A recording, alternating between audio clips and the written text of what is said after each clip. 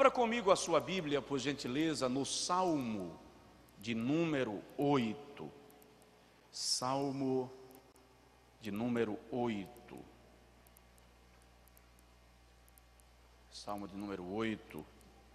Nós vamos falar nesta noite sobre as 3 perguntas básicas da vida. As 3 perguntas básicas da vida. Quem sou? De onde vim? Para onde vou? Salmo de número 8, versículo de número 3, 4 e 5. Quantos encontraram e pode dizer amém? Quando vejo os teus céus, obra dos teus dedos, a lua e as estrelas que preparaste, que é o homem mortal para que te lembres dele, e o filho do homem para que o visites.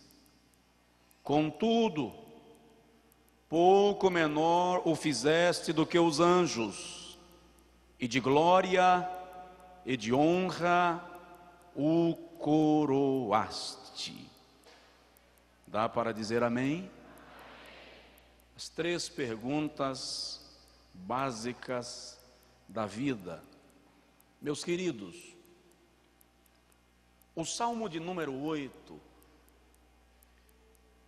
é uma expressão de adoração e reverência a Deus diante da sua grandeza e da sua soberania, bem como da sua perfeição. Neste cântico de adoração, o salmista reconhece que o nome e a natureza de Deus se fazem mostrar em todos os lugares e em todas as circunstâncias, fazendo com que Deus seja revelado e manifestado no universo que Ele criou com toda a inteireza. O apóstolo Paulo, na epístola aos Romanos, capítulo 1, versículo 20, diz que os atributos de Deus, visíveis e invisíveis, tanto o seu eterno poder, se fazem manifestar nas obras da criação, para que os homens não tenham como se desculpar. E o Salmo de número 8 traz-nos a manifestação desta glória infinita e insondável de Deus na obra da criação. No Salmo de número 19, o salmista diz assim: os céus proclamam a glória de Deus, e o firmamento anuncia as obras das suas mãos.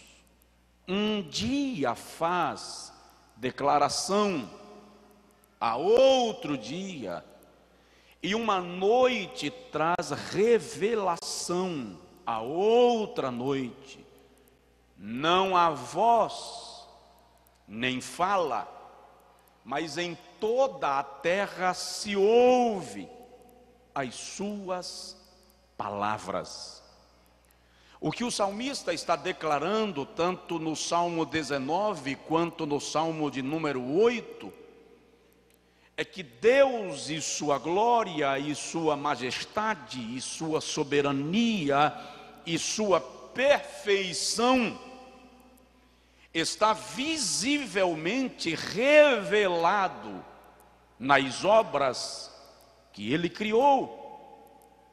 E fica muito claro que este Deus que controla, que comanda todas as forças do universo, o Deus de quem o profeta Naum declara que as nuvens são a poeira dos seus pés, o Deus de quem o salmista diz no Salmo 147 que chama as estrelas pelos nomes e elas lhe atendem. O Deus de quem diz no livro de Jó, capítulo 39, que chama os raios pelos nomes e eles apresentam-se diante dele. É o Deus revelado no Salmo de número 8, do qual o salmista diz: quão admirável é o teu nome em toda a terra. Quando nós lemos o Apocalipse, em especial o capítulo de número 4, nós observamos que todos os seres angelicais o adoram 24 horas. Está escrito que os anciãos e os seres viventes e os anjos que estão ao redor do trono prostram-se, lançam suas coroas diante dele e declaram a sua santidade e a sua grandeza e a sua majestade eterna. Diante da contemplação desta grandeza de Deus, diante da contemplação desta infinitude de Deus, Davi se sente forçado a indagar por que Deus escolheu algo tão frágil, tão finito, tão limitado como o homem para ser o objeto do seu grande amor. Ele diz, o salmista diz no versículo de número 4, que é o homem? Ele não pergunta quem é, ele pergunta que é. Está falando da matéria frágil, temporal, passageira. Por que com tamanha grandeza, por que com tamanha glória, tu escolhestes o homem para ser o alvo do teu cuidado, do teu carinho e da tua misericórdia, que é o homem para que te lembres dele, que é o filho do homem mortal, para que tu o visites. Esta indagação do salmista ressurge muitos séculos depois, nos discursos e escritos de Immanuel Kant, quando se difundem 3 perguntas que a filosofia caracterizou como as perguntas básicas da vida: de onde vim? Quem sou? Para onde vou? E enquanto Immanuel Kant, em seus discursos, analisava o homem enquanto ser humano a partir do corpo e da alma, vem outras linhas e escolas de raciocínio da metafísica que começam a analisar o homem enquanto ser imaterial e espiritual, e o vislumbra a partir do fato de que o homem é, além de corpo e alma, também espírito. E essas 3 perguntas elaboradas e difundidas nos discursos do filósofo, do sociólogo, do pensador, não podem ter respostas na filosofia, nem na lógica, porque essas respostas precisam ser de origem espiritual e teológica, visto que não há explicação filosófica para a origem da humanidade, e muito menos para um Deus tão grande se dispor a sacrificar-se por nós, tão pequenos, mutáveis e pecadores. Então a primeira pergunta é: de onde vim? Esta pergunta busca analisar a origem da humanidade. É dessa ansiosa busca e indagação que em 1859 surge de Charles Darwin a teoria da evolução. No conceito e no entender de Darwin, a vida seria resultado de mutações aleatórias e continuadas da matéria, por meio de seleções adaptativas dessas mutações, guiados, forçados pela necessidade de sobrevivência da espécie. Mas a filosofia, a teoria de Darwin, confronta-se com a biologia celular, com a biologia molecular, que revela que o homem, embora simples, é uma máquina, cujas peças independentes são tão estritamente interligadas, que o fato de um só componente parar de funcionar compromete todo o restante do funcionamento. Nós somos compostos de milhões de células, e o fato de uma célula desenvolver determinado problema contagia todo o corpo, e isso não se explica na teologia ou na teoria da evolução. Tanto que dizem os estudiosos que Darwin morreu com a Bíblia apegada ao peito e dizendo: eu estava errado, Deus existe. Eu estava equivocado, Deus existe. E sociólogos admitem que a teoria da evolução em Darwin tornou-se filosofia em Friedrich Nietzsche e torna-se política em Adolf Hitler e dogma doutrinário no satanismo contemporâneo, que luta para negar a existência de Deus. A pergunta é: de onde vim? Teologicamente, a resposta. E nesse caso, a filosofia e a lógica têm que se curvar diante da teologia, porque Eclesiastes capítulo 12, versículo 7 diz que o homem, o corpo, volte ao pó, como era, e o espírito volte a Deus, que o deu. De onde vim? Dá uma olhadinha no seu vizinho e diz para ele: vim de Deus. Vim de Deus.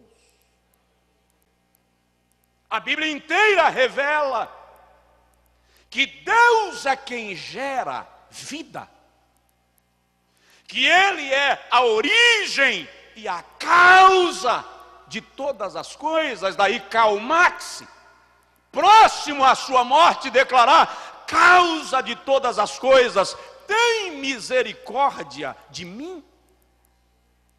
Gênesis capítulo de número 1, versículos de número 1 e 2, o profeta, o escritor diz assim: no princípio criou Deus os céus e a terra. E a terra era sem forma e vazia, e o Espírito de Deus se movia, pairava sobre a face das águas, e disse Deus: haja luz. Quando você lê o Evangelho segundo João, capítulo 1, versículo 3, João declara: todas as coisas foram feitas por Ele, e sem Ele nada do que foi feito se fez. A Bíblia diz, quando Deus conversava com Moisés para levá-lo a Faraó, a fim de conversar com o governador do Egito para liberar o povo, e Moisés contra-argumentava, dizendo: eu sou pesado de língua e não posso ir. No Êxodo capítulo 4, versículo 11, Deus diz assim a Moisés: quem fez a boca do homem? E quem fez o olho do homem? Quem faz o mudo e o que fala? Quem faz o cego e o que vê? eu mesmo irei contigo e colocarei a minha palavra na tua boca. E aí lá em Deuteronômio capítulo 4, versículo 32, quando Deus se manifesta a Israel, Moisés olha para o povo e declara ao povo: vede e percebei entre os vossos antepassados, desde o dia que Deus criou o homem. A teoria de Darwin tem que bater-se de frente com o fato de que a complexidade da vida, a beleza da vida e o funcionamento incrivelmente harmonioso do corpo humano não pode ser fruto do acaso, nem de seleções adaptativas, de mutações aleatórias, mas é fruto de um Deus que se dedicou a do pó da terra formar, desenhar, pensar em detalhes para fazer você do jeito que você é. E o incrível, 7 bilhões de seres na terra, e a fórmula não se repete, a essência não se repete, o DNA não coincide, não se repete, porque Deus é Deus, criador dos céus, da terra e de tudo que nele há.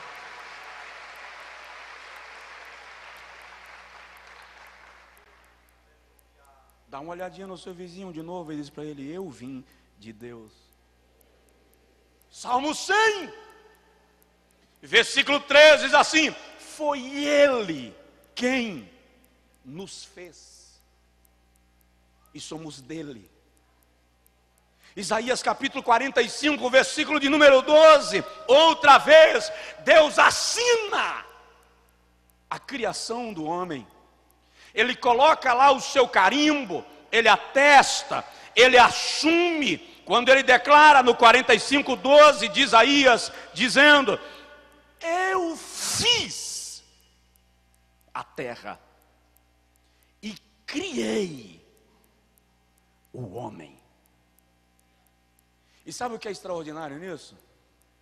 Uns são morenos, outros são brancos, alguns são loiros, outros são mulatos, uns são maiores na estatura, outros são menores, alguns têm o rosto comprido, outros têm o rosto arredondado, alguns têm o queixo quadrado, outros quase não têm queixo, alguns têm os lábios mais volumosos, outros quase nascem sem boca, e apesar disso, todos são a imagem e a semelhança do Altíssimo. Você pode dar um glória a Deus por isso? Você veio de Deus. Aleluia!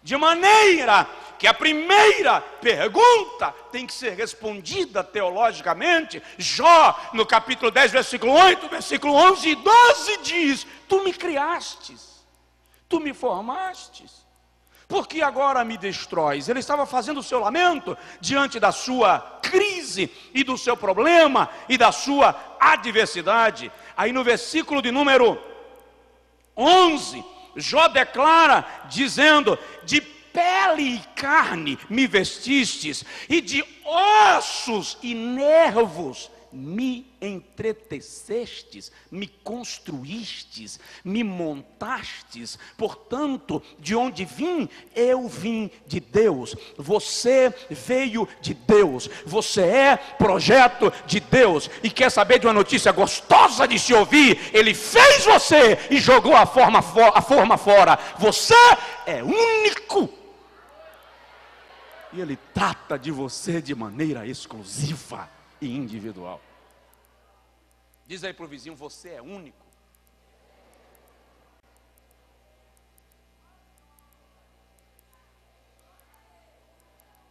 De onde vim?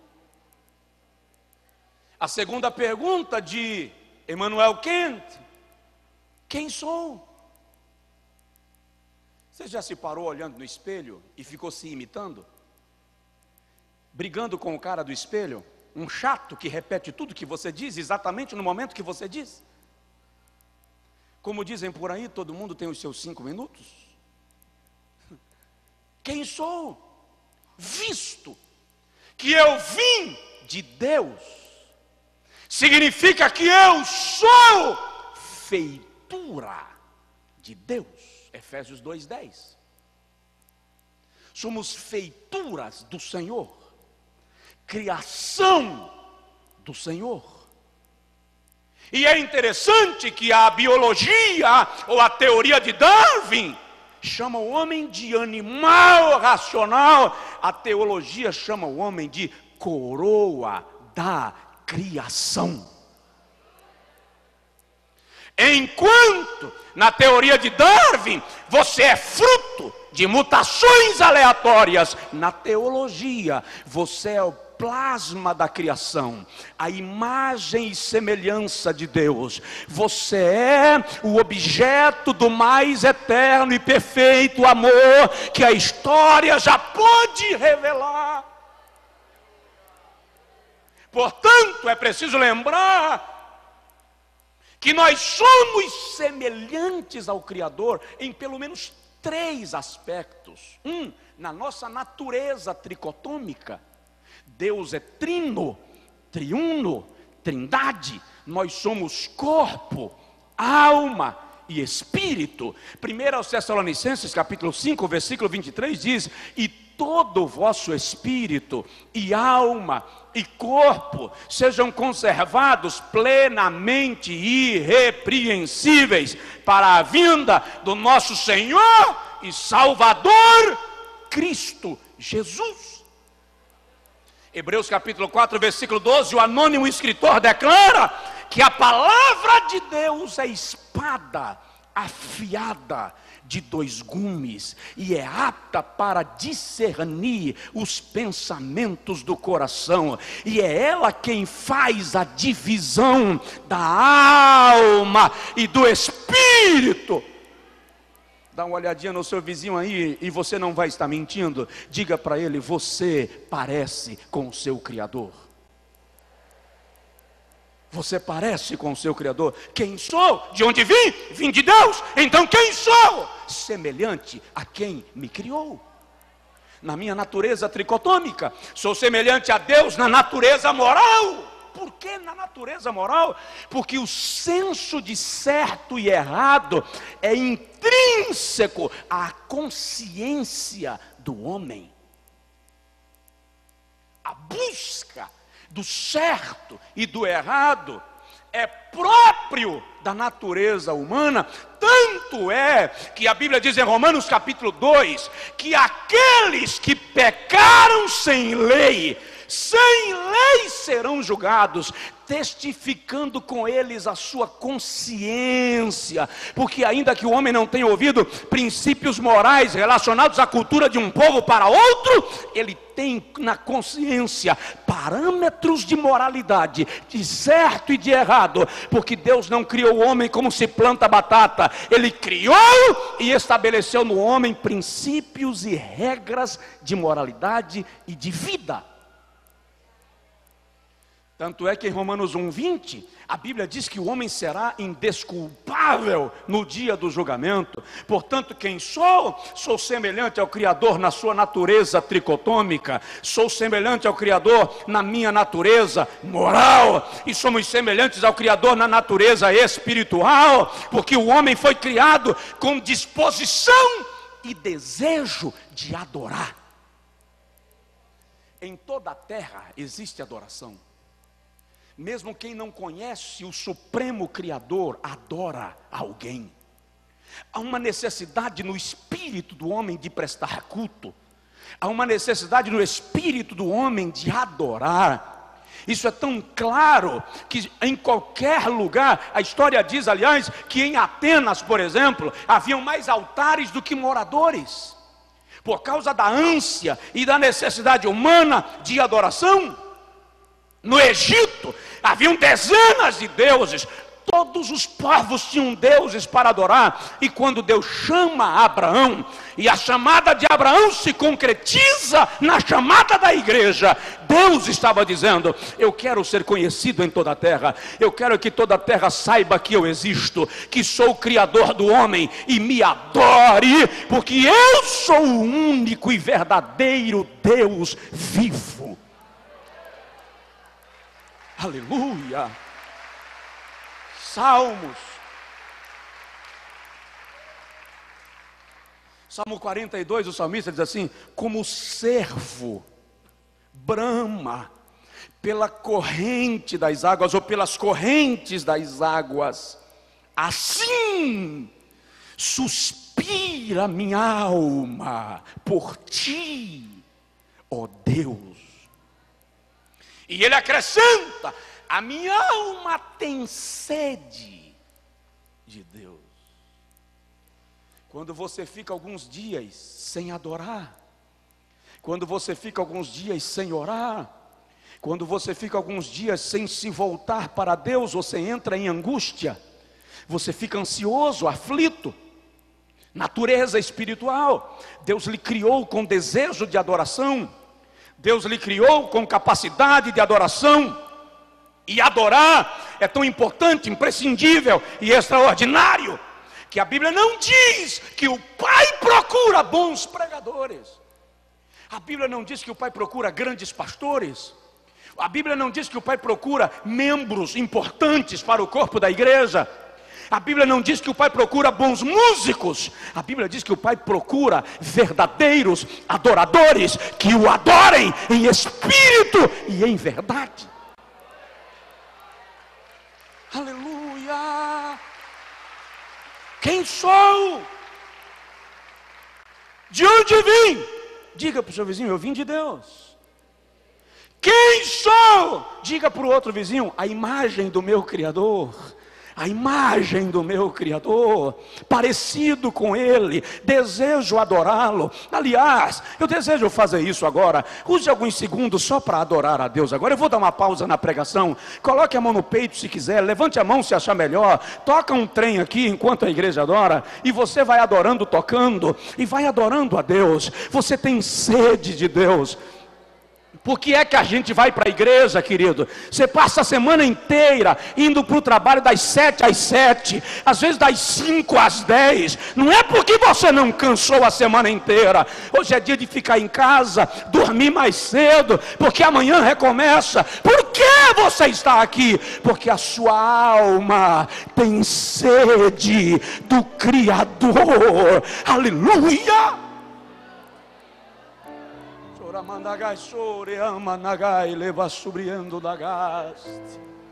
Quem sou? Adore a Deus porque você é único. Adore a Deus porque você é a cara do seu pai, é a cara da sua mãe, mas é único. A fórmula não se repetiu. Aleluia.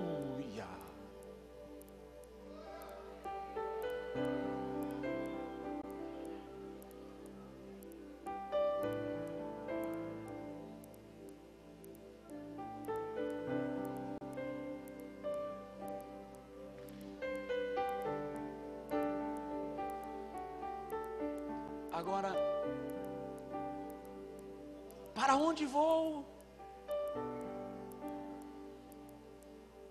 Qual é o meu destino? Se enquanto matéria sou temporal, enquanto espírito sou imortal.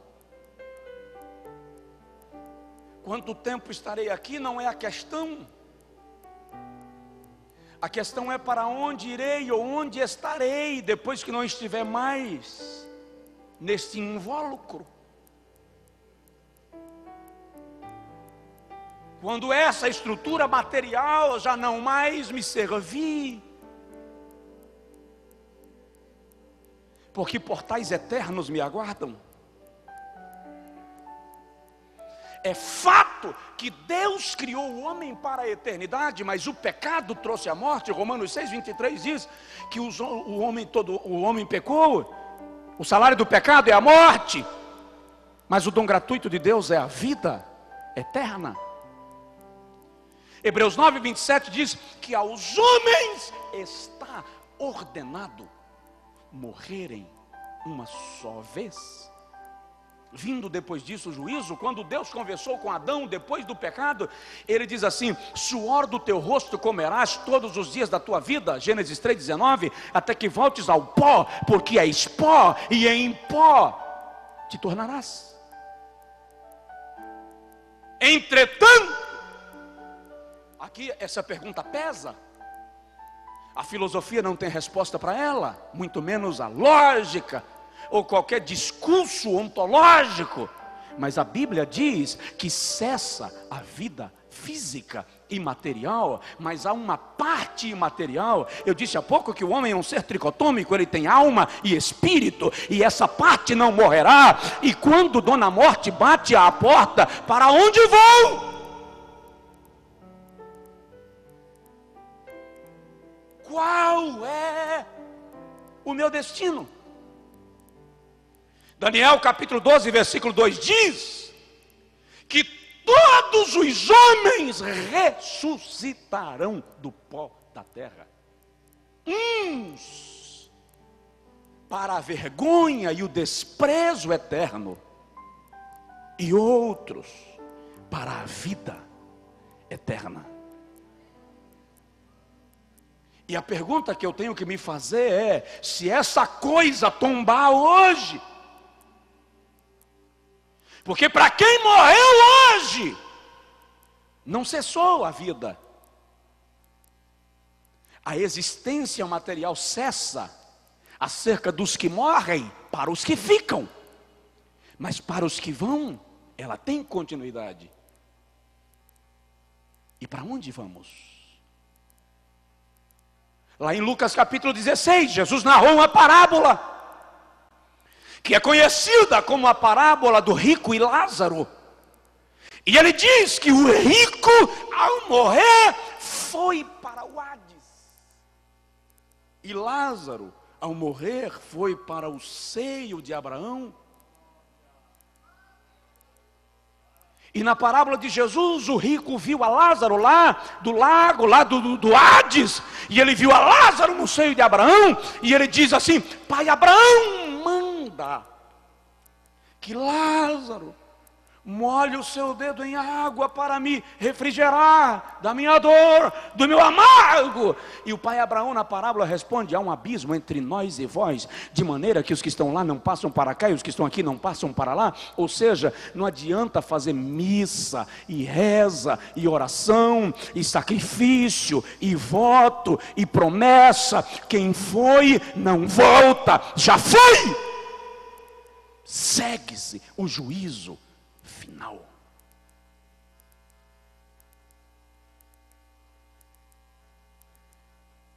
E esse silêncio?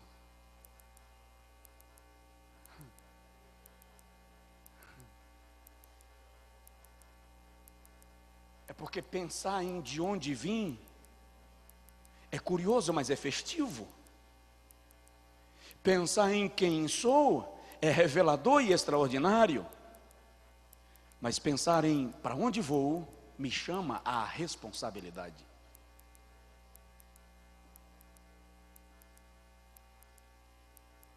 E não sou eu quem pode dizer para onde você vai, e nem você pode dizer para onde eu irei. Mas eu posso decidir diante de Deus para onde vou. Eu vou ser bem objetivo e concluir, e não corra atrás de mim, por favor. Só existem duas opções: vida eterna ou desprezo eterno, céu ou inferno, vida com Deus ou distanciamento de Deus, ressurreição dos justos para a glória ou ressurreição do ímpio para o juízo final. A Bíblia diz no Salmo de número 9, versículo 17, que os ímpios vão para o inferno, e todos aqueles que se esquecem de Deus. Diz em Provérbios 27:20, que o inferno e a perdição nunca se fartam. No Evangelho segundo Mateus, quando Jesus narra as parábolas do trigo e do joio, a parábola da vinha, e a parábola das virgens loucas, e a parábola dos 10 talentos, ele encerra dizendo: lançai-o na fornalha, onde há choro e ranger de dentes. Ele está falando daqueles que optam por viver uma vida distanciada de Jesus Cristo, pela salvação conferida a nós pelo seu sacrifício na cruz do Calvário. Para onde vou?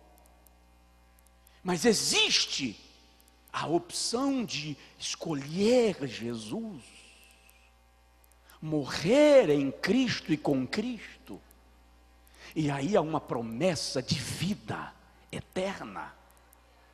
Isso é tão extraordinário que Paulo, escrevendo aos Tessalonicenses, no capítulo de número 4, versículo de número 13, ele diz assim: não quero, irmãos, que sejais ignorantes acerca daqueles que agora dormem no Senhor. Porque se cremos que Cristo Jesus ressuscitou dentre os mortos, também cremos que os que desde agora dormem hão de ressuscitar, porque o mesmo Senhor descerá do céu com alarido, e com a voz do arcanjo, e com a trombeta de Deus, e os que morreram em Cristo ressuscitarão primeiro. Depois nós, os que estivermos vivos, seremos arrebatados juntamente com eles nas nuvens, ao encontro do Senhor nos ares, e assim estaremos para sempre com o Senhor. Há uma promessa de vida eterna. Jesus diz em João capítulo 14, versículo 1 assim: não se turbe o vosso coração, crede em Deus, crede também em mim. Na casa de meu pai há muitas moradas, se não fosse assim eu vou-lo teria dito. Vou preparar-vos lugar, e quando eu for e vos preparar lugar, virei outra vez e vos levarei para mim mesmo, para que onde eu estiver, estejais vós também. Emmanuel Kant não conseguiu a resposta. Nietzsche morreu sem a resposta. Hitler também. E tantos quantos pensadores se levantaram na história não tiveram a resposta, mas a Bíblia diz, Jesus declara: eu sou o caminho e a verdade e a vida. Ninguém vem ao Pai senão por mim. Fica em pé, por favor. Para onde vou? Paulo tinha uma esperança tão viva que ele diz em Romanos 8,17, que a nossa leve e momentânea tribulação não são para se comparar com a glória que em nós há de ser revelada.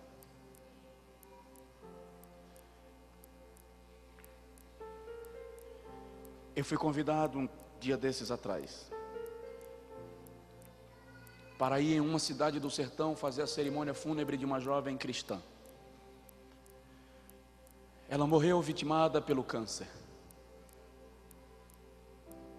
E na hora do cerimonial, o enfermeiro que cuidou dela nos últimos meses de sua vida pediu a palavra. Ele foi concedida a palavra e ele disse: eu não sou evangélico. Eu não entendo dessas coisas como vocês falam e compreendem. Mas nenhum de vocês conviveu com ela o quanto eu convivi nesses últimos meses. E eu quero dizer para vocês que cada dia que amanhecia, o rosto dela parecia mais puro, e os seus olhos brilhavam mais. E eu não sei como explicar, ele disse, mas na hora da morte, eu me afastei da cama, porque eu senti que Deus estava em pé do lado dela. Para onde vou? Na hora da morte você não solto, alheio. Satanás não tem acesso, porque seu corpo pertence a Deus.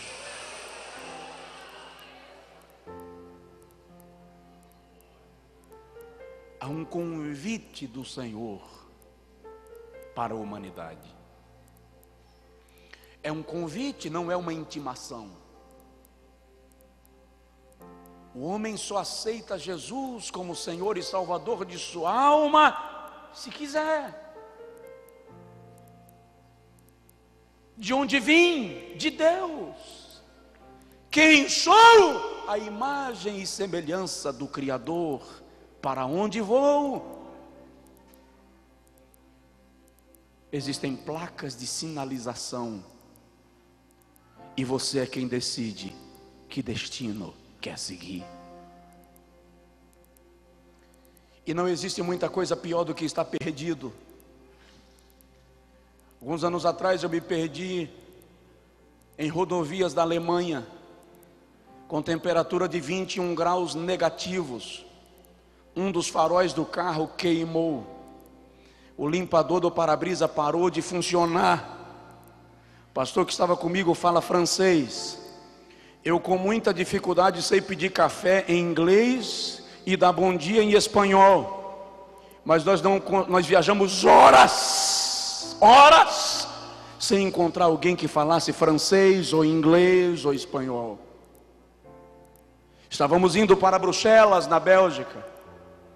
Viajamos por volta de 8 horas perdidos, com neblina que não nos permitia ver nem 1 metro na frente do carro. É assim que o pecador sem a luz de Cristo caminha. Não vê o seu destino, está em trevas. Nada funciona na sua vida espiritual, porque sem Deus tudo trava. E ele não compreende a linguagem do Evangelho, porque a linguagem do Evangelho nos é comunicada pelo Espírito. 2 da tarde, quando nós paramos num posto de gasolina, encontramos uma senhora que falava espanhol. E ela nos ensinou o caminho. Teríamos que voltar aproximadamente 300 quilômetros para encontrar a rodovia de destino. Deus está te dando hoje a placa de retorno, a placa de aviso, a chance de voltar. Alguns anos atrás houve um terremoto nos Estados Unidos, e a chuva que veio acompanhada do terremoto quebrou uma das principais pontes da rodovia, e diversos viajantes, como estava tudo coberto de água, não viam e caíam na ponte quebrada, e morreram dezenas de motoristas com suas famílias. E um moço, quando percebeu, pegou uma lanterna e com água pela cintura, ele ficou assinalando para que os motoristas parassem, senão continuariam morrendo.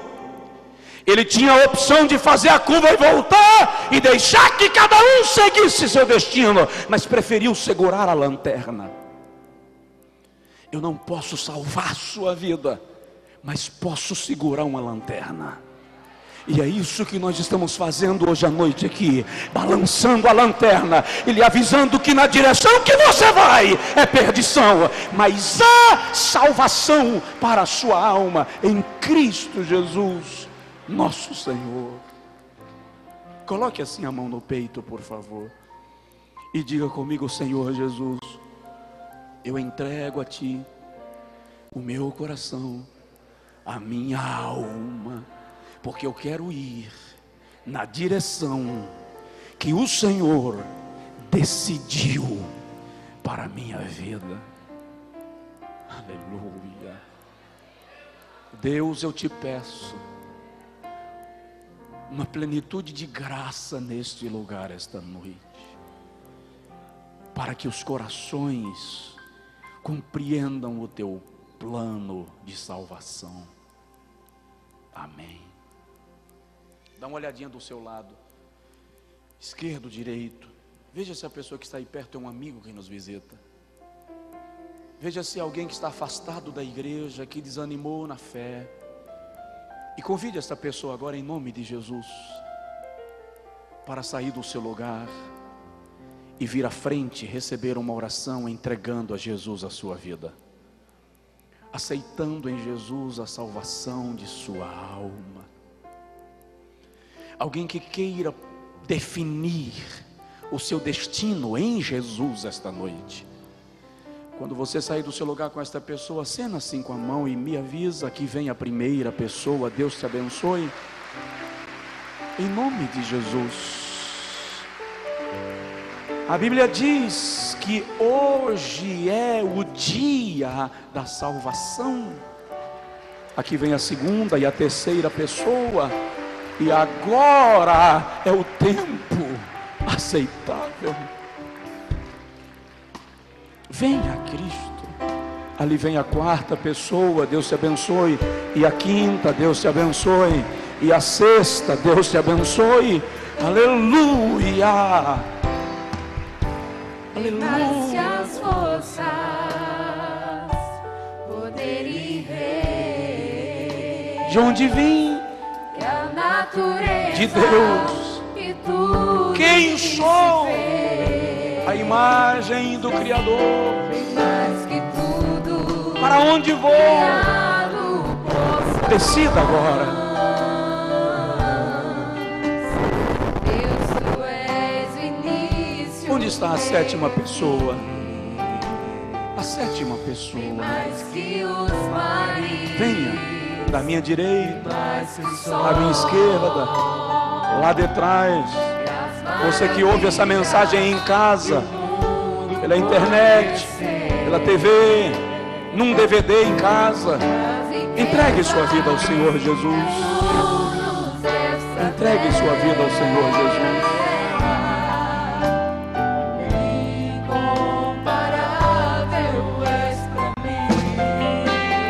A igreja canta e nós lhe aguardamos.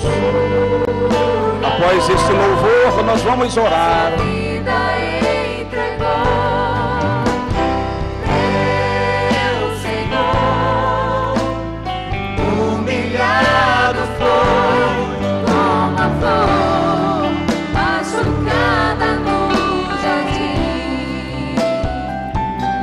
Há mais alguém? Você que está afastado, afastada da igreja, que desanimou na fé, volta agora para o teu lugar. Volta agora. Jesus te ama. Eu convido pela última vez.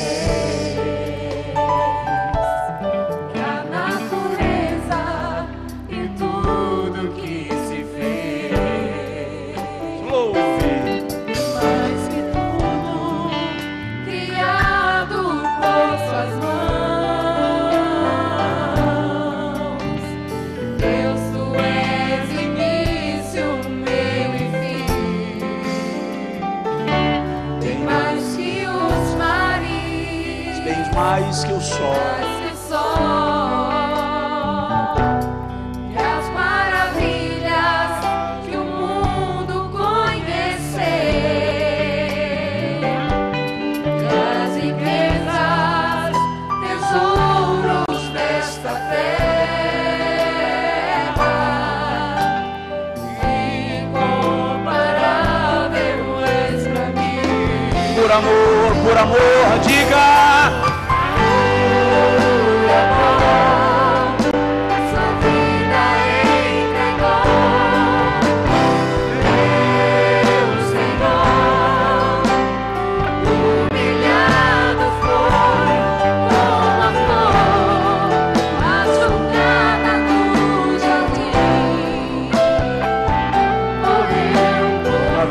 Parece-me que nós temos aqui 8 pessoas se rendendo ao Senhor Jesus.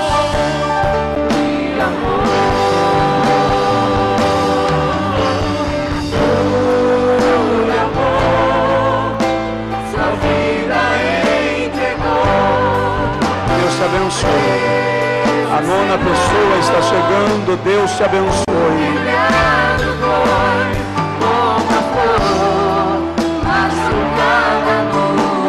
Estendam as mãos para cá. Depois dessa oração, pastor Enoque, presbítero irmão Rosiel, auxiliados por estes irmãos da diaconia, vai conduzi-los para a primeira palavra de instrução cristã, em nome de Jesus.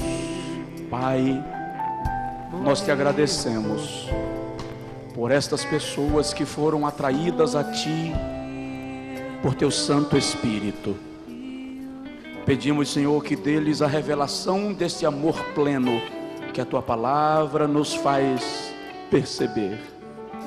Perdoa-lhes os pecados, registra os seus nomes no Teu memorial santo e dá-lhes a alegria da Tua salvação. Repreende todo o intuito do adversário contra eles, ó Deus, em nome de Jesus. Nós te suplicamos e agradecemos. Amém. Por favor, dá um abraço nela, um abraço nele, como Jesus daria. A igreja dá um brado de glória a Deus por estas pessoas. Aleluia.